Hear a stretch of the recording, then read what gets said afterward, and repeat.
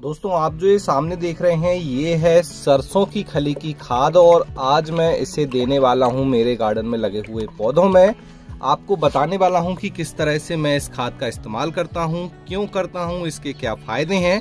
और अगर आप अभी तक सरसों की खली की खाद का इस्तेमाल नहीं करते तो इस वीडियो को पूरा देखिए। इस वीडियो को देखने के बाद आप जान लेंगे कि कैसे हम अपने गार्डन में लगे हुए पौधों में सरसों की खली की बहुत अच्छी खाद बनाकर ऑर्गेनिक खाद की तरह इस्तेमाल कर सकते हैं और इसके बहुत ज़्यादा फायदे होते हैं। तो पूरी जानकारी आपको मिलेगी, वीडियो पूरा देखना है आपको। नमस्कार दोस्तों, मेरा नाम है दीपक और आप देख रहे हैं terrace and gardening YouTube channel. यदि आपने अभी तक मेरे चैनल को सब्सक्राइब नहीं किया है तो इसे सब्सक्राइब जरूर कर लें और बेल आइकन को भी प्रेस कर दें। आज मैं गार्डन में जो मेरे पौधे लगे हैं, स्पेशली सर्दियों वाले सब्जियों वाले जो पौधे हैं, उनमें इस खाद को देने वाला हूँ। तो सबसे पहले मैं बता देता हूँ कि सरसों की खली की खाद कैसे होती है। आपको ये पाउडर फॉर्म में मिलेगी इस तरह से। देखिए ये पैकेट है। कल मैंने इस पैकेट से जो है सरसों का जो खली है पूरी निकाली थी। लगभग 900 ग्राम इसमें आती है और इसे आपको क्या करना है, 900 ग्राम जो सरसों की खली है उसे एक बाल्टी में ले लेना है इस तरह से। इसमें हमने 5 लीटर पानी लिया था, उसमें पूरी समझ लीजिए 1 किलो जो है खली हमने डाल दी। डालने के बाद उसे ढक देना है, ढक कर रख देना है शेडी एरिया में। कितनी देर के लिए? लगभग 24 से 48 घंटे के लिए। इतने देर के लिए जब आप रखेंगे तो फिर आप जब इसको आकर देखेंगे तो इसमें थोड़ा थोड़ा ऊपर आपको हल्के हल्के बबल्स से दिखेंगे और ये फर्मेंट होता है इसके अंदर। जो भी ये सरसों की खली है वो धीरे धीरे इसमें टूटती है समझ लीजिए पानी में, और उसमें जो न्यूट्रिशन है वो पानी में मिल जाते हैं। इसमें बहुत अच्छी नाइट्रोजन होती है जो पौधों की ग्रोथ में हेल्प करती है और दूसरे छोटे छोटे माइक्रो और मैक्रो न्यूट्रिएंट्स दोनों ही इसमें होते हैं। तो बहुत अच्छी खाद है। अगर आपके पौधों की ग्रोथ रुक गई है तो इसका इस्तेमाल जरूर करना है। जब ये 24 घंटे की हो जाएगी पानी में डाली हुई, उसके बाद हम इसे छान लेंगे। छानने के लिए मैंने ये टब लिया हुआ है, इस टब में हमने इसे छान लिया है। छानने के बाद हमें क्या करना है, इस टब में मिलाना है और पानी। जैसे कि अभी देखिए लगभग ये 1 लीटर के आसपास है, तो इसमें हम और पानी मिला देंगे इस तरह से।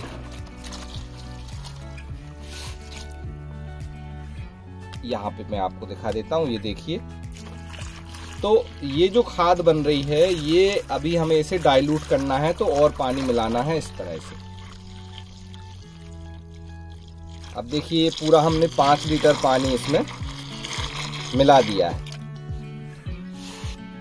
और छानना इसलिए भी जरूरी है ताकि आप जिससे पानी दें उसमें बहुत ज़्यादा इसके जो भी ठोस पार्ट होते हैं वो ना फंसे। बाकी जो लास्ट में जो ठोस पार्ट बचेगा उसको आप मिट्टी में मिला दीजिए, जो गमले की मिट्टी है उसमें, तो आपका काम हो जाएगा। अब ये जो लिक्विड बना हुआ है ये मैं आपको दिखा देता हूँ।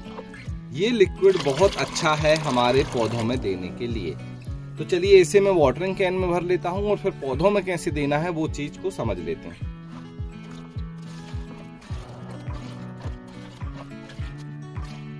देखिए अब आप खाद को 2 तरीके से दे सकते हैं। पहला तरीका है इस तरह से।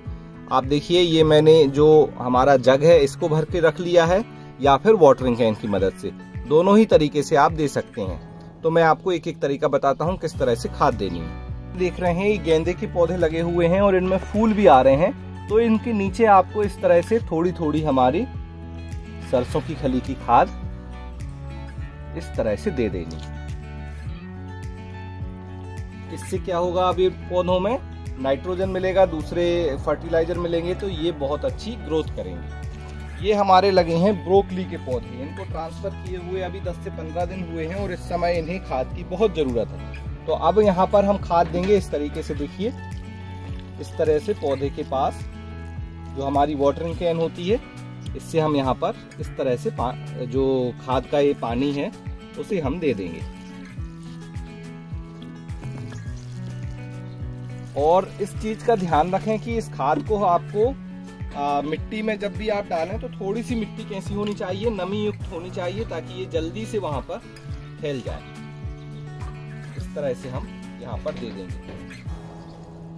इसके अलावा जैसे हमारे लीफी वेजिटेबल के प्लांट जो कि पत्तेदार सब्जियां हैं, उनमें कैसे ये खाद देनी है मैं आपको बता देता हूँ। सामने आप देख रहे हैं हमारी चुकंदर लगी हुई है। अब हमने इसमें कैप लगा लिया है हमारी वाटरिंग कैन में। और इस तरह से यहाँ पर जो है खाद देंगे। अब देखिए कैप में क्या होगा, ये खाद पूरी तरह से जो मोटे पार्ट हैं वो फंसेंगे, तो आपको थोड़ा इस तरह से कैप को थोड़ा सा ठोकना है और फिर आप इसको इस तरह से खाद को दे सकते हैं, या फिर इसमें भी आप किसी भी मग की मदद से भी खाद दे सकते हैं। तो इसी तरह से हम यहाँ पर जो हमारे और भी लीफी वेजिटेबल जैसे ये लगी हुई है, आप देखिए हमारी पालक लगी हुई है, तो हम यहाँ पर ये खाद दे देंगे। तो इस तरह से आपको खाद देनी है। अब जैसे मैंने कुछ टमाटर के पौधे लगाए हैं यहाँ पर, ये देखिए, तो ये टमाटर के पौधे लगे हैं, इनमें भी हम अभी जो है ये खाद को दे देंगे। अब यहाँ पर पौधे बड़े हैं तो मैं कैन में से इस कैप को निकाल लूँगा और इस तरह से यहाँ पर भी जो ये हमारी लिक्विड खाद है सरसों की खली की, वो हम दे देंगे। तो इस तरह से आप अपने गार्डन के सभी पौधों में इस खाद का इस्तेमाल कर सकते हैं। ये बहुत अच्छी खाद होती है। आप में से कितने लोग सरसों की खली की खाद का इस्तेमाल करते हैं, मुझे ज़रूर कमेंट्स कर बताएं। इस्तेमाल करने का तरीका मैंने आपको बता दिया है। इसे बहुत ज़्यादा इस्तेमाल नहीं करना है, एक ही पौधे पर बहुत ज़्यादा कंसंट्रेट मात्रा में इस्तेमाल नहीं करना है, और कोशिश करिए कि सूखी जो सरसों की खली की खाद है उसे आप मिट्टी में मिलाएं। जब पौधा लगा हो उस समय इस्तेमाल नहीं करना है। बस यही एक सावधानी है जो आपको रखनी है। बाकी इस खाद के बहुत फ़ायदे हैं, ज़रूर इस्तेमाल करें और फिर मुझे कमेंट्स कर बताएं। आज का ये वीडियो आपको कैसा लगा उसके बारे में भी बताएं। अच्छा लगा हो तो लाइक करें, शेयर करें। मिलते हैं आपसे किसी दूसरे वीडियो में, तब तक के लिए हैप्पी गार्डनिंग।